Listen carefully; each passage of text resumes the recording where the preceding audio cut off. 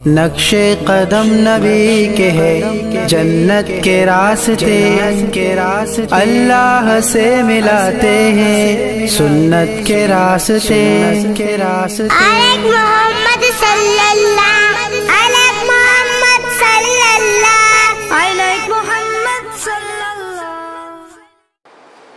ناظرین السلام علیکم۔ صفا آن لائن کے خاص پروگرام رمضان اسپیشل میں آپ کا استقبال ہے۔ میں ہوں منور سلطان اور آج ہمارے ساتھ موجود ہیں مولانا جہانگیر عالم قاسمی صاحب۔ لکھنؤ اور پورے ہندوستان میں آپ کی حیثیت معروف ہے، مشہور خطیب اور انجمن فلاح دارین کے صدر کی حیثیت سے آپ کے بہت سے کام ہیں جو نمایاں ہیں اور لوگ جن سے واقف ہیں۔ آج ہم بات کریں گے رمضان سے متعلق ایک اہم مسئلے پہ جس پہ عموماً توجہ نہیں جاتی ہے۔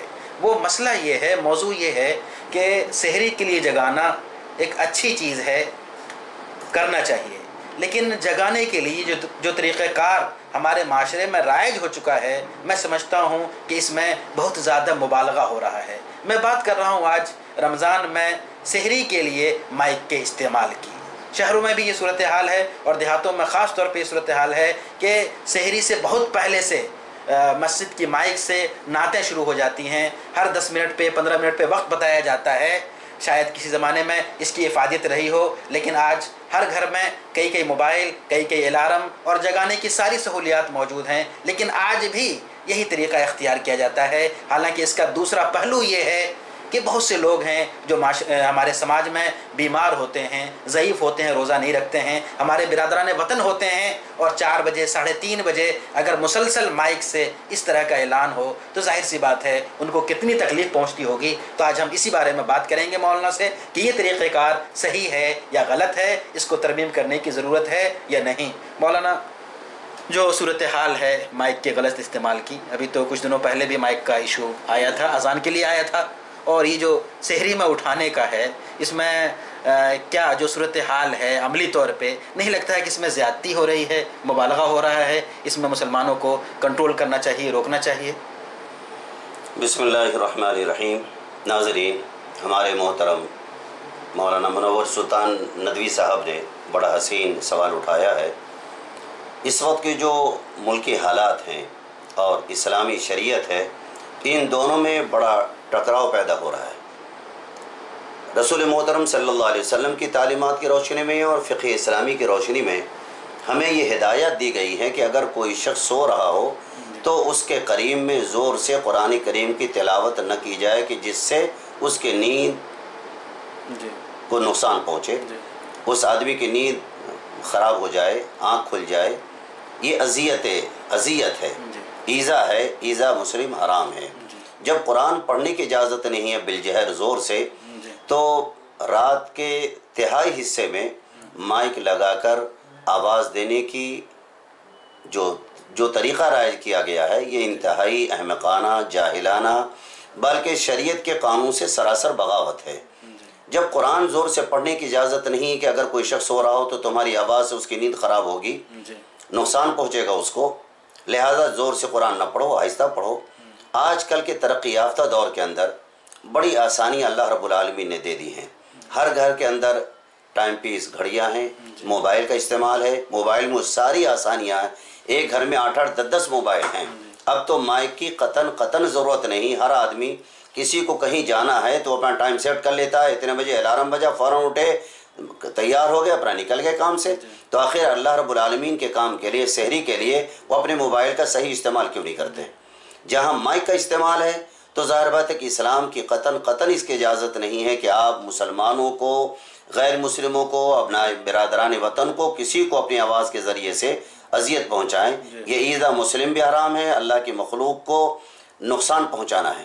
اس سے پہلے بھی بہت سارے واقعات ہو گئے ہیں۔ میں نے دیکھا مراد آباد کے اندر کہ وہاں رات میں 3 بجے سے سحری ختم ہوتی تھی، 4:30 پونے 5 بجے، اور 3 بجے سے کچھ لوگ ڈھولک بجا کر کے لوگوں کو اٹھاتے تھے، قوالیاں گا کر کے اٹھاتے تھے۔ دین کے نام پر ڈھولک بازی جو مزامیر ابلیس، شیطانی کھلونا ہے، ان کھلونا کا استعمال کر کے دین کی دعوت دی جاتی۔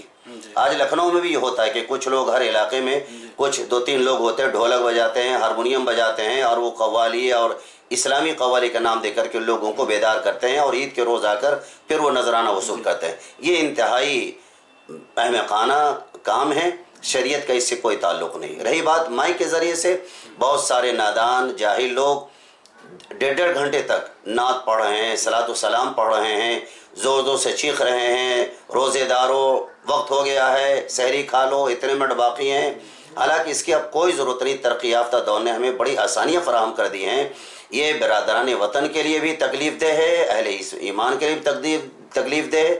خود مسلمانوں میں بہت سارے لوگ ہیں جو کینسر کے مریض ہیں، ہارٹ کے مریض ہیں، دیگر بیماریوں میں مبتلا ہیں، وہ نیند کی گولی کھا کر کے سوتے ہیں۔ اس طرح کی بار بار آواز دینے کے نتیجے میں ظاہر ہے کہ ان کو اذیت ہوگی۔ ایذا مسلم سراسر حرام ہے، لہذا اگر ضرورت پڑ جائے تو 5 منٹ پہلے صرف اور صرف ایک بار اگر ضرورت محسوس کی جاتی ہے تو صرف 5 منٹ پہلے کے یا 10 منٹ پہلے کے سحری کا وقت ختم ہونے میں 10 منٹ باقی ہے، بس اتنی آواز کہہ کر کے مائک بند کر دینا چاہیے۔ باقاعدہ نذرانے اور ترانے اور قرآن کی تلاوت یہ سب کے سب اسلامی شعار کے بالکل خلاف ہے۔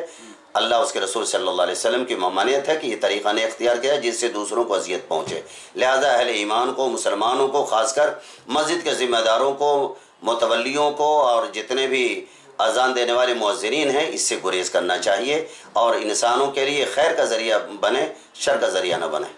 مولانا اس سے یہ محسوس نہیں ہوتا ہے کہ غلط پیغام جاتا ہے، خاص طور پہ دعوتی نقطہ نظر سے دیکھیں تو اسلام کی غلط تصویر لوگوں کے سامنے آتی ہے؟